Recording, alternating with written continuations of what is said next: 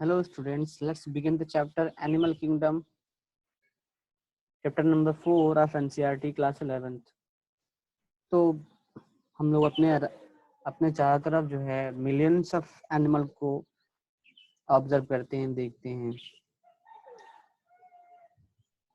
तो उनकी स्टडी के लिए हम जो है उनको सिंपल और जो है सिंपली उनको हम डिफरेंट ग्रुप्स में उनके सिमिलरिटी और कैरेक्टरिस्टिक्स के बेसिस पे हम लोग डिफरेंसेस के बेसिस पे उनको कैटेगराइज कर सकते हैं। ठीक है। In spite of difference in structure and forms of different animals, differences और जो forms के अलावा जो differences है, बहुत सारे fundamental जो है similarities हैं, common similarities है different individual of animals के बीच में। ठीक है, जैसे क्या क्या है, तो अरेंजमेंट ऑफ सेल की बात कर लीजिए, सिमेट्री है, नेचर ऑफ फिलोम है, pattern of digestive circulatory and reproductive system है। सो ये फीचर जो है यूज करके, ठीक है, बेसिस बना करके एनिमल्स को क्लासिफाई करेंगे डिफरेंट ग्रुप्स में। तो पहला जो उसमें का जो टॉपिक है वो है अरेंजमेंट ऑफ सेल, जिसको लेवल ऑफ ऑर्गेनाइजेशन बोलते हैं। तो लेवल ऑफ ऑर्गेनाइजेशन में हम देखेंगे 3 तरीके का है, 4 तरीके का है। सेलुलर लेवल है, टिश्यू लेवल है, ऑर्गन लेवल है और ऑर्गन सिस्टम लेवल है।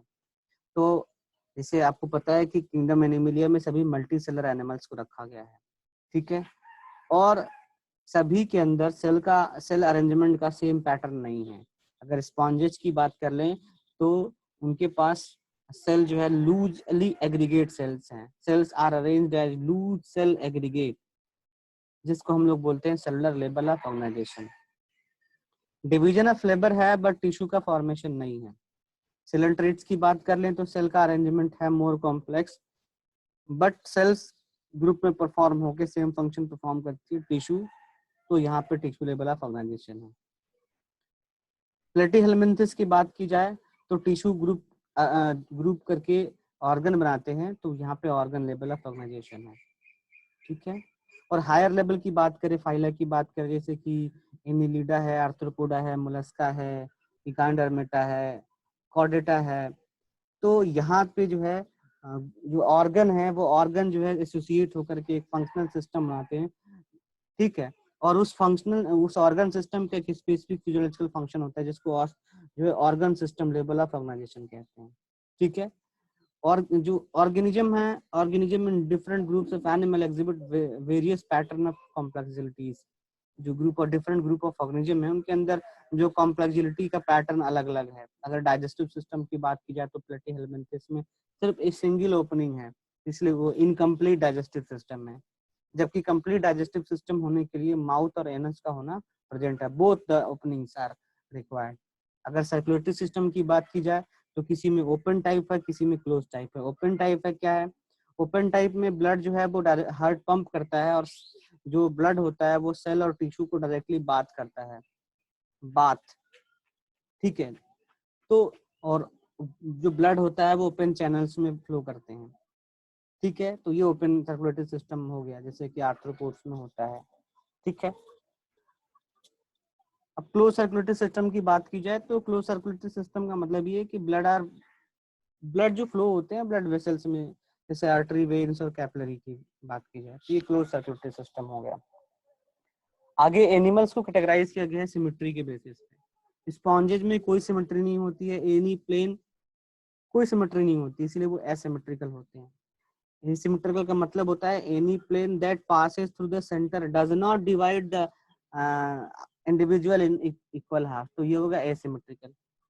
अब आगे कह रहे हैं सिमेट्री जो होती है 3 टाइप की, एसिमेट्रिकल, रेडियल सिमेट्री और बायलैटरल सिमेट्री, ठीक है। When any plane passing through the centre of axis and divide the body of organism into 2 equal half, अब ये हो जाएगा रेडियल सिमेट्री। रेडियल सिमेट्री किसमें होता है, तो रेडियल सिमेट्री होता है सिलेंट्रेटा, टिनोफोरा और इकांड्रमेटा में। अब आगे है बायलैटरल सिमेट्री, इनलिडा, आर्थ्रोपोडा से लेकर के मोलस्का और फिर इकांड्रमेटा छोड़ के कॉर्डेटा तक बायलैटरल सिमेट्री है। बायलैटरल सिमेट्री क्या है, body divided into identical left and right halves when any line passing through the center of body and divides the body into two identical left and right half in one plane, sorry not any plane, in one plane. ये important बात है, that exhibit the bilateral symmetry. यहाँ पे diagram में आपको symmetry दिखा रहे हैं, ये देखिए ये बायलेटरल सिमेट्री है, equal right and left half जो है ये बना हुआ है, ऊपर देखेंगे ये सिलेंडर, ये रेडियल सिमेट्री है, ये किसी भी प्लेन से डिवाइड हो रहा है तो इक्वल हाफ में डिवाइड हो रहा है, जबकि यहाँ पे सिर्फ एक प्लेन से बायलेटरल सिमेट्री में। अब बात करेंगे डिप्लोब्लास्टिक और ट्रिप्लोब्लास्टिक की, ठीक है। Animals in which cells are arranged into two embryonic layer, जो इनर सेल मॉस होता है एम्ब्रियो का, अगर दो एम्ब्रियोनिक लेयर में डिवाइड हो तो डिप्लोब्लास्टिक, एक्टोडर्म और इंडोडर्म, अगर दो लेयर बनाता है तो बाहर वाले को एक्टोडर्म और अंदर वाले को इंडोडर्म, और एनिमल को हम लोग डिप्लोब्लास्टिक बोलेंगे। जैसे एग्जांपल सिलेंट्रेटा की बात करें, यहाँ पे एक इंपॉर्टेंट बात ये सिलेंट्रेटा में कि सिलेंट्रेटा में एक्टोडर्म और इंडोडर्म के बीच में एक नॉन सेलुलर जेलेटिनस लेयर होती है जिसको मीसोग्लिया कहते हैं।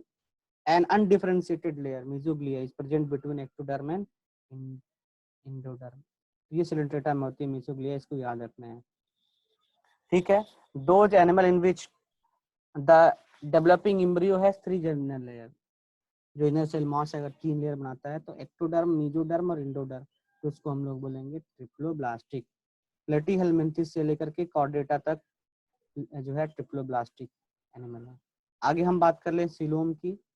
सीलोम का मतलब होता है बॉडी कैविटी। अब ये 3 टाइप के होते हैं, एसीलोमेट, स्यूडोसीलोमेट और सीलोमेट। ए मतलब बिना सीलोम के, मतलब फाल सीलोम, सीलोम है ही नहीं। यहाँ पे डायग्राम की हम बात कर ले तो देखिए ये स्यूडोसीलोम है, ये सीलोम है और ये एसीलोमेट है। सीलोम में सीलोम का मतलब ये होता है कि जब मेसोडर्म, सिर्फ मेसोडर्म स्प्लिट होकर के सीलोम बनाती है, that is called the true coelom या यू सीलोम या सीलोमेट। स्यूडोसीलोम जो सीलोम होता है वो पाउच के फॉर्म में होता है एक्टोडर्म और इंडोडर्म के बीच में, ठीक है, और यहाँ पे कोई भी बॉडी कैविटी नहीं है, that is called the acoelomate. So presence and absence of body cavity between the body walls and gut, body wall और गट के बीच में। अब गट क्या है, तो जो इंडोडर्म है वो बनाएगी गट यानी कि एलिमेंट्री कैनाल, तो बॉडी वॉल और एलिमेंट्री कैनाल के बीच में जो कैविटी है उसको बॉडी कैविटी बोलते हैं, ठीक है। Body cavity which is lined by mesoderm is called coelom.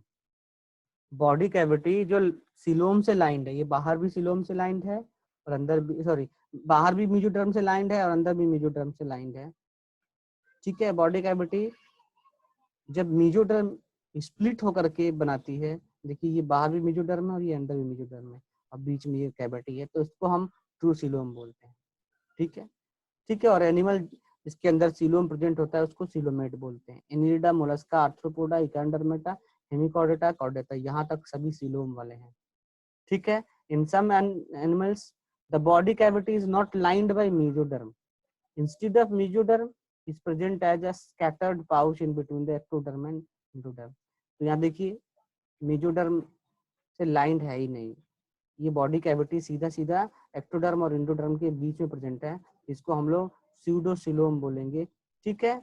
और जो एनिमल ये कंटेन करेगा उसको स्यूडोसीलोमेट बोलेंगे। एस्केलमिंथ में जो होता है वो स्यूडोसीलोम होता है, ठीक है, और इसको एस्केलमिंथ जो है वो स्यूडोसीलोमेट है। बहुत इंपॉर्टेंट क्वेश्चन है, ठीक है। The animal in which the body cavity is absent उसको हम लोग एसेलेमोड बोलते हैं, प्लेटीहेलमिन्थेस, ठीक है।